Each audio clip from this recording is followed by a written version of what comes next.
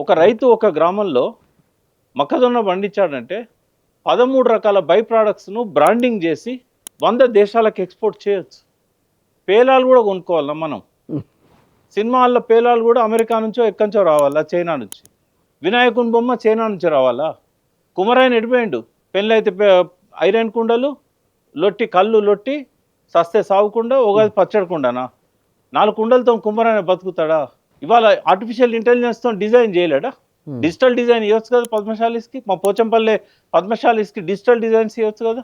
Supply chain system artificial ఇంటెలిజెన్స్తో జోడించి ఎక్కడ demand ఉంది, ఎక్కడ సప్లై కావాలి, ఎవరెవరికి ఏ డిమాండ్ ఉంది, ఆర్టిస్టిక్ టెక్నాలజీని ఎందుకు జోడించకూడదు? స్కిల్ ఉన్న వాళ్ళు బీసీల కంటే బయట ఉన్నారు. అంటే ఇవన్నీ ఎవరు చేయాలి? ఒక గోల్డ్ స్మిత్ ఉంటాడు, నాకేమొస్తుంది అంటాడు, బీసీల రాజ్యాధికారం వస్తే నాకేమొస్తుంది అంటాడు. అంటే ఎక్కడి నుంచో మార్వాడి వచ్చి ఇక్కడ నగలు చేయించడానికి వీడిని కూలీగా పెట్టుకుంటారు.